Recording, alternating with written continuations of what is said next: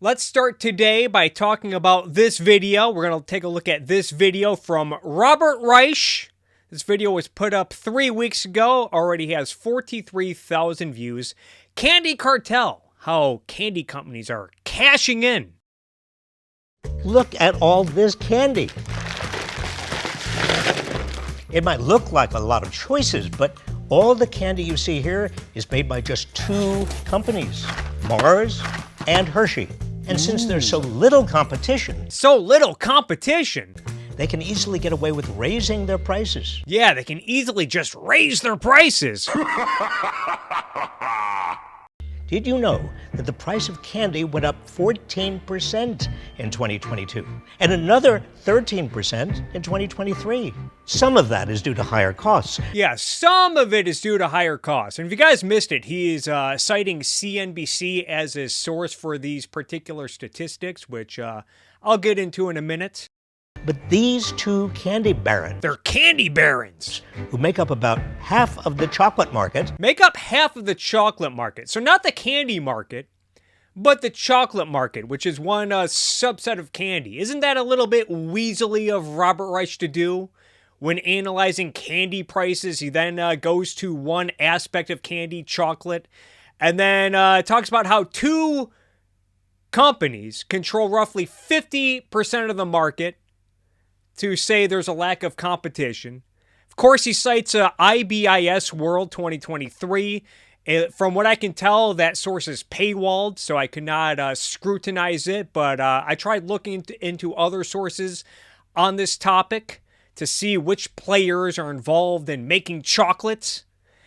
And from what I can tell, when it comes to chocolate, there is not a lack of competition when it comes to making chocolate. also enjoyed increased profits. Oh no, you guys, they enjoyed increased profits.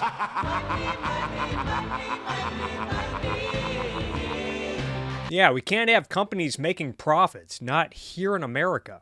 With more competition in Candyland, if one candy got too expensive, you could just choose another. But with only 2 controlling so much of the market. So much, 50% of the market. Two companies controlling 50% of the market. Who knows how many companies control the other 50%? I guess that's not enough competition. And this is not a new thing that Robert Reich does. He tried to say that there's a lack of competition when it comes to meat because something like 4 companies control like 83% of the beef packing markets. Again, forget about how much competition is in the other 17% of beef packing, but to him, 4 companies controlling 83% of the market, I guess, is not enough competition. This is a shtick that Robert Reich and others use. They essentially use the word monopoly as an alternative word for big corporation. They're very loose with that term, although he does not use it here in all fairness. When they both raise their prices, well, that's not so sweet, is it? All right, so earlier he cited CNBC as a source, and I'm pretty sure it's this article right here from last October. For the second Halloween in a row, U.S. candy inflation hits double digits. And what's interesting about this article, you know, it does, in the second paragraph, it mentions the statistics that Robert Reich mentions in his video. But this article mentions nothing. It mentions nothing about a lack of competition when it comes to candy. And it really emphasizes some of the increased costs that candy producers have had to endure over the years. Saying that weather is the main culprit for the higher prices. Cocoa prices are trading at 44-year highs after heavy rains in West Africa caused limited production in the season that began last fall. Now, El Niño conditions are making the region drier and are likely to linger well into the spring. There may be no price relief in sight, at least through the first half of 2024, said Dan Stadler, principal of client insights for Circana, a market research firm. Kelly Gugari, a senior research analyst with Grow Intelligence, an agricultural analytics firm, said Ivory Coast, which produces around 40% of the world's cocoa is already showing the signs of one of the worst droughts since 2003. Meanwhile, global sugar prices are at 12-year highs, Gugeri said.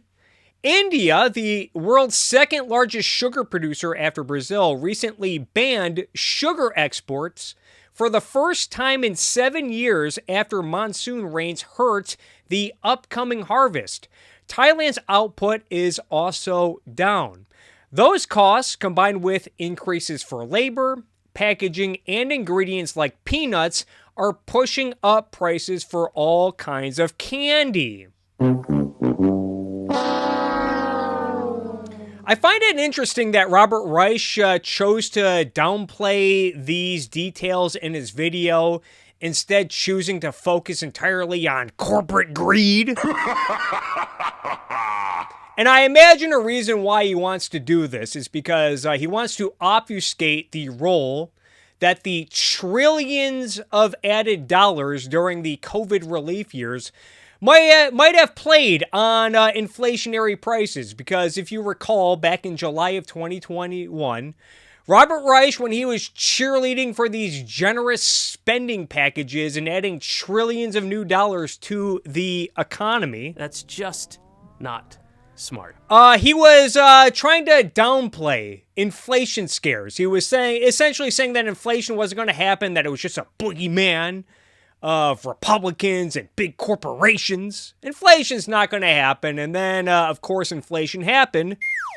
And Robert Reich, ever since, has tried to blame corporate greed for increased prices. Also, I'm a little perplexed because, as I've talked about before, one of the reasons why candy prices are higher than they otherwise should be is because the government gives favors to the domestic sugar industry in the United States. In fact, Colin Grabow at Cato Institute put out an article back in December of 2023 talking about this. Earlier in previous videos, I've cited this report from the American Enterprise Institute, and along with books like Food Politics and the government's role in increasing sugar prices.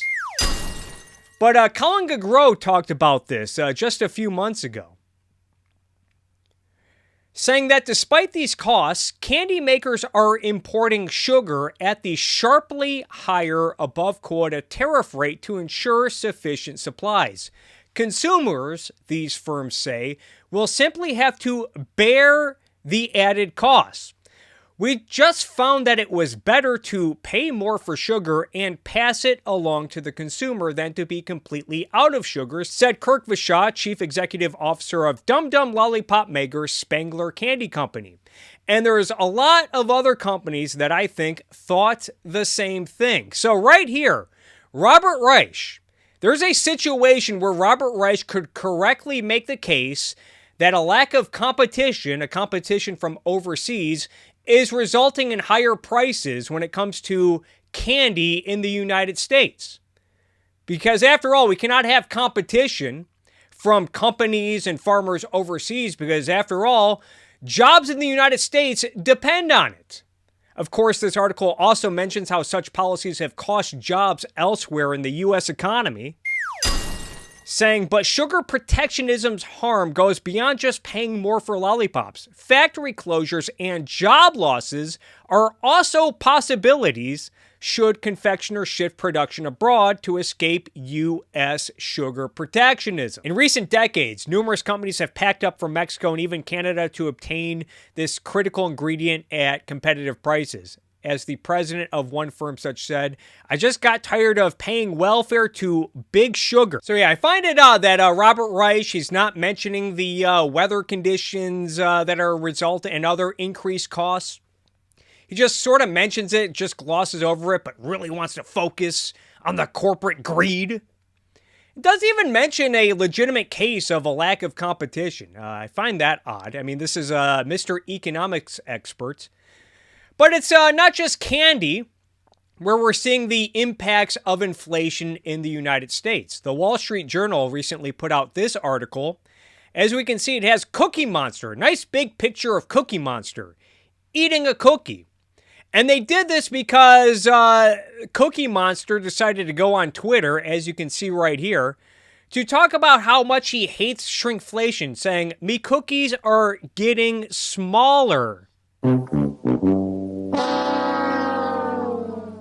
But it wasn't just Cookie Monster. The White House account on Elon Musk's website, formerly known as Twitter, said, "C is for consumers getting ripped off." Blow it out your ass. President Biden is calling on companies to put a stop to shrinkflation.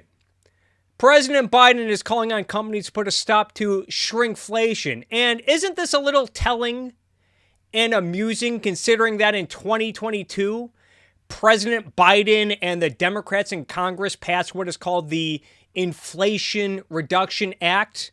And when it's convenient for Biden, he likes to spike the football whenever the inflation rate comes down a little bit, or when insulin prices come down a little bit. President Biden tries to claim credit for prices and inflation rates coming down.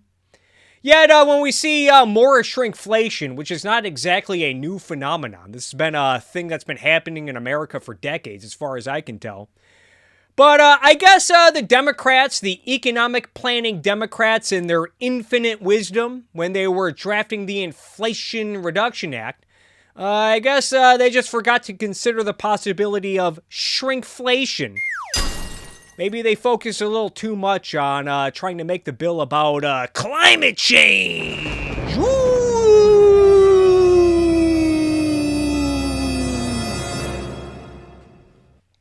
Did not consider the possibility that companies would shrink their packaging while keeping prices the same.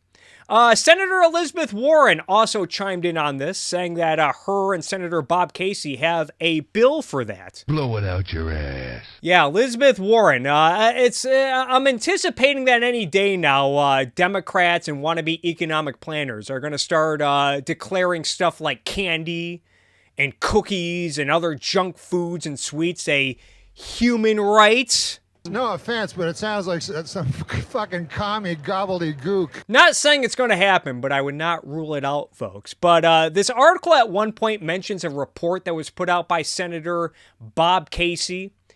He put out this entire report back in December. The Greedflation Report, Shrinkflation, how corporations are shrinking products to supersize profits.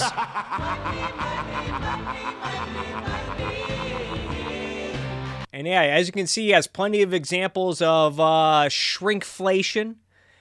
But I really want to focus at the conclusion, some of the proposals that Senator Casey is proposing. Senator Casey believes that we can lower costs for working families by doing 4 simple things. Simple things. Number 1, put money in the pockets of working families. Now, this sounds nice. Who doesn't want people in America to have more money to spend? That sounds nice. However, again, going back to the era of massive COVID relief spending where trillions of new dollars were added to the economy, isn't the spike in inflation the last few years, isn't it just a bizarre coincidence that it just so happened after all this generous COVID relief spending through multiple stimulus checks to American families and generous unemployment benefits and generous child tax credits and forgiven PPP loans? How did that all work out, huh? So yeah, it sounds good on paper, but I wonder what he means by that. I hope it doesn't mean just sending people more checks. Because, again, a lot of that happened coincidentally right before we saw spikes in inflation. Number 2, make corporations pay their fair share. Whatever the hell that means. Not to mention, again, going back to the Inflation Reduction Act, one of the aspects of the Inflation Reduction Act was a new minimum tax on corporations, a new 15% minimum income tax on corporations with over $1 billion in annual profits. So they're already doing this. And I think the Inflation Reduction Act also introduced a new tax on stock buybacks. So I don't know what they're hoping to accomplish there. It sounds like they're already trying that. Number 3, fight unfair corporate price gouging, whatever the hell that means. What kind of price increases are exactly fair? Not to mention, small businesses have had to increase prices over the years to deal with inflation. And then number 4, take on corporate monopolies to increase competition and lower costs. And as I heavily implied by reacting to Robert Reich, I think the issue with monopolies, it's overstated to say the least. I don't think it's a lack of competition that's resulting in higher prices. And if you look at some of the examples in this report, I don't think there's a lack of competition with any of these products. Say for maybe the Oreos and maybe the cereal, going back to the sugar protectionism. Yeah, we have a lack of competition when it comes to sugar. To that extent, it's true, but you never hear it from Joe Biden or Elizabeth Warren types or Robert Reich types. And then on top of that, one of the aspects of the current Biden administration is that they appointed Lena Khan to the Federal Trade Commission. Lena Khan, who is arguably the biggest monopoly hawk, the biggest merger hawk, maybe in our lifetime, definitely over the last few decades, the biggest hawk when it comes to busting up trusts and monopolies and preventing mergers. In other words, at least 3 of these proposals have either already been tried or are currently being tried. Maybe, just maybe, the efforts of the economic planners within the Democratic Party, along with the Inflation Reduction Act, maybe they're not working. Maybe they're not working in preventing and slowing down inflation. Maybe the Democrats should maybe try something else when it comes to inflation and higher prices. Like, I don't know, maybe try liberating the goddamn economy for once.